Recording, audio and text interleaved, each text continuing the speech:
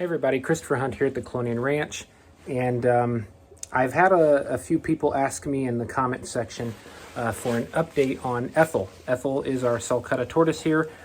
She's actually about 25 pounds roughly, and she is suffering from severe metabolic bone disease. And so I wanted to go ahead and give you an update on the treatment that we're giving her right now and how she's doing. So just to give you an idea what we started out dealing with and still are, her shell seems like a normal shell here, but if you look closely, when you push on it, it actually, I don't know if you can see it on the camera, but it's actually flexible, which you never want. Obviously, you want a hard, strong shell, but she is quite flexible on her entire shell. The marginal scutes and the coastal scutes, vertebral scutes, they're all, they feel hard to the touch, but you can actually flex it. On the under half of her shell, on the plastron, which I'll show you here in a minute, it's very soft as well. Not to worry, I do have her on her back, but I'm only gonna do it for a short period of time. She's okay. She's not gonna suffocate or die because their lungs are on the top of their shell. It's just for a short amount of time. But if you see here, you can see how this moves in, and I'm just barely touching it with my finger. This is horrible. The ossification did not occur, and that's where the bones fuse together. It didn't occur properly here, so she's very soft here. So I'm gonna go ahead and flip her back over now. Sorry, Bill. That's all right. Actually, I don't know if it's a boy or a girl. I didn't look. The name is Ethel. Whenever a tortoise is surrendered, I keep their name. So what I'm doing is every day orally, we give her calcium gluconate. Not sure if I pronounced that properly, but that's what I think it is. And we give it to her orally. That is to try to make sure the calcium gets directly into her system right away, instead of going through like powdered calcium supplementation, which I still do. I still add that to her food. I use REPTile, which is phosphorous-free. I do phosphorus-free because they need calcium to, they got to go through vitamin D3 synthesis using, right here, UVB lighting.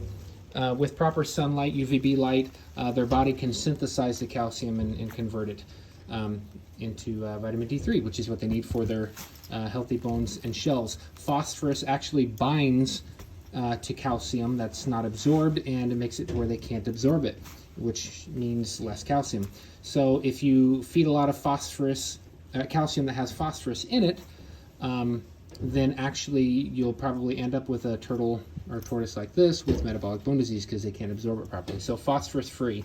But I do still sprinkle her food with that as well for a little extra measure.